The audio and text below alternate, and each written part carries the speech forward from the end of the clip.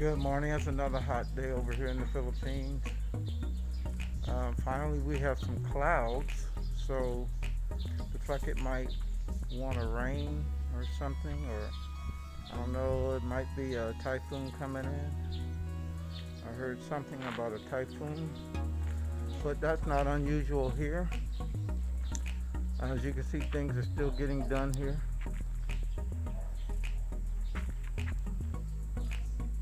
Got the vice president. He's over there behind me working on the garden. I guess that's his baby. And the president's on the other side. They're working on something. So things are getting done here. As we're locked down inside, um, we know, or it would be known if someone gets ill here, then they'll know where to where it came from and how to proceed from there. So there's a lot of folks here. They've gotten pretty comfortable because we've been doing this for quite a while. We started earlier than you folks in the United States. Some of us started doing it on our own. Um, you know, getting our mask on, keeping our hands clean, and all that good stuff there. You know, that's something we always do anyway, but when you're in the malls, you're kind of touching things, so we kind of, made ourselves aware that we better stop that, but everything is locked down, so we do have the ability to go out to the grocery store and get things. Only one person is supposed to go out, and I have a pass for that, so as you've seen in my earlier video, got designated because the wife doesn't drive. So whenever we think we need to go out and get food, which it's been over a week now, a week and a half since I went out and got food. So I want to try and go to a place that's like Sam's in the United States. It's called S&R, and you can buy things in bulk. And so normally that's what we do anyway, so we don't constantly have to go through all the traffic that you have here in the Philippines. But we don't really have traffic right now, but you do have folks stopping you all the time, or security folks stopping you, from here to there, about where you're going, and they're making sure you don't violate your lockdown. You do have some folks that have been violating lockdown all over the Philippines, or where there's lockdown. And I think here in Bacoor, they grabbed up some folks, and it looks like they took them to the graveyard, but I don't know what they gonna plan to do, because it doesn't do any good to lock anybody up, but you want to make them understand how serious this thing is, so it doesn't get out of control. Last I saw yesterday, the numbers were still under 200. It was like 182 as far as people dying here. So in my opinion, one death is too many, but that's better than some of the other places that I've seen.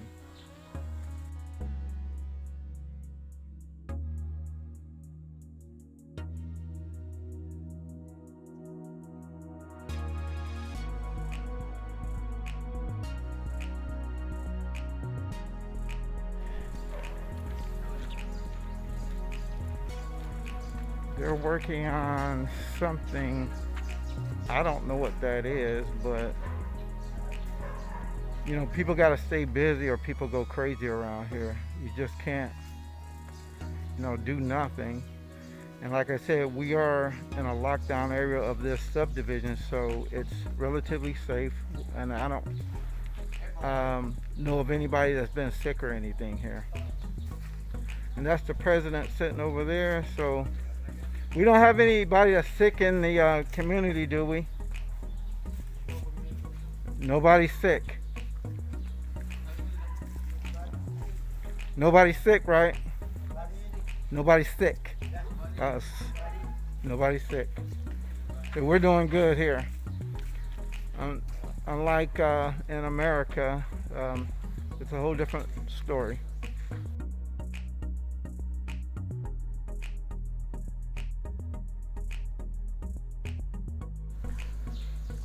Okay, I'm sitting under the pavilion. This is where everything happens here in this community. They have Catholic Mass here. On Sundays, though, they haven't had it in a while since we've been in a lockdown. So people know if you're not following the rules, somebody will probably say something. And they will come in and have some words with the brown guy captain about it. So it's best to follow the instructions and rules, to remain safe and healthy as possible, and let's get through this thing. I know in America people have had a hard time following the rules and getting through this epidemic, the Pandizzy as I call it, and they just kind of probably doing whatever they want, sort of. But like here, it's easy because they have so many guards all over the country, traffic control points everywhere. I mean, that's just a normal routine for things here. And when you have that, you tend to be able to control things a little better. I guess one of the biggest issues is in America, people didn't seem to know what stay at home means. And sometimes when you just suggest common sense, people don't follow it. So I would always say, instead of suggesting things, sort of tell it to them or told it to them so they think that they have to do things, versus when they think they don't really have to follow instructions or do what you're asking them to do. So you kind of get it in their mind that they've got to do it, maybe they'll do it. And the biggest understanding is every time you have the lockdown, you set a date, 2 weeks out. And if people violate that lockdown, then you kind of end up pushing the lockdown further and further down the road. So the goal is to get your freedom back, get out and be able to go around and do what you want to do and blah, life is good kind of thing. You don't do that, then you have what you keep having. Everyone's like, the medical professionals, they're looking at the curve to see when it peaks and when it starts making that sharp turn downward, and then we can kind of expect to have things slowly go back to normal here in this country and everywhere else in the world. I haven't really been following it as far as the numbers anymore, but there's so many folks that have died. So with that, I just kind of more or less pay attention to make sure the numbers here don't rise too sharply. And the fact that we're so close to China, and I think they said Taiwan being is even closer, they're kind of like the island in between us and China. And it seems like they don't have many cases or death at all, which I find that kind of interesting in a way. And here it's really sort of the same thing with having like 182, I think it said last night on the news. And like I said, 182. I mean, It's not good, but it's not super bad. Where in America, I think y'all are pushing 4,000, 5,000 folks have died from this thing. So um, America has been slow getting it together, but it appears that from some of the television I watch, that the leadership is starting just to sink it into them, and they know because they're always concerned with their careers and the economics of everything. They know how this is going to affect how they are seen in history. I know that ain't important to most of us, but that's important to them. A lot of rich folks are probably losing a lot of money, and the other people that just play it safe, they're just sitting back, um, watching the show. And I'm one of those people that are sort of sitting back, I'm watching the show too. But it's all good, and like they say, storms will come, but they won't last always. Um, I had mentioned once or posted about the train that someone sent me. Talks about how we're on a train and you meet all these different people. Each person, have all these different people that have gotten on the train. And then as you get on and you meet people and they share things with you and you live a life together or so, at certain points in life, someone has to get off that train.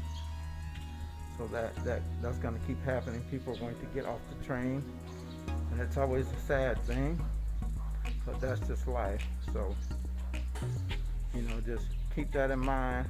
And I would say that too, to be how you treat people, whether they're rich or poor. Treat them like they are somebody, and things will be okay. So I'm going to pause right here for a minute. I tend to try to stress to our young people too that this thing is affecting them really just the same as everybody else. They might be younger and healthier and can fight it off better, but there's no sense in taking that chance. And then the fact that you may take this thing to one of your loved ones unknowingly, and they end up dying from it. So, I strongly suggest some of you that are out there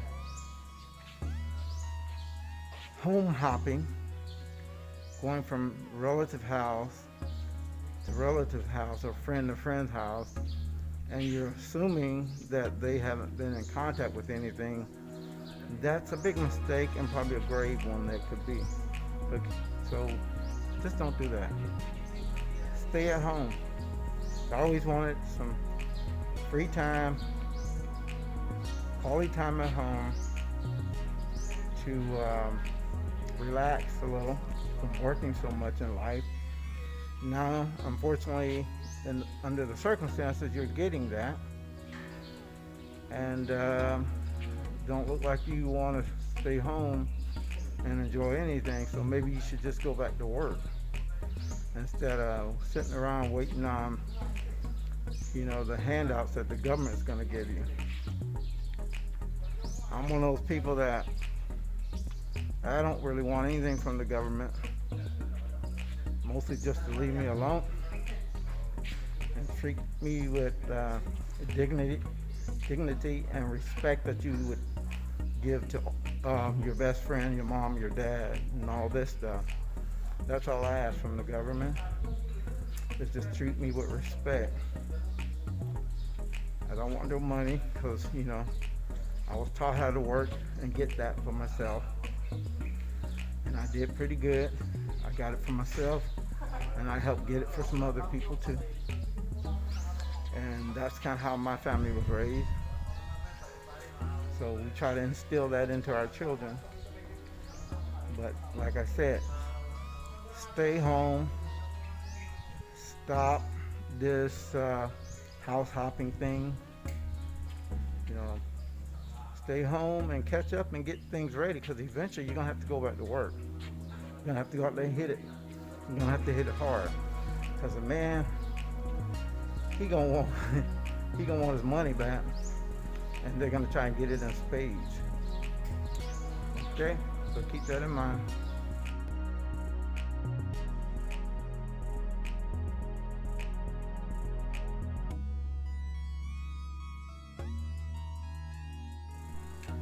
Okay, so I just got back from the pavilion and getting my workout in.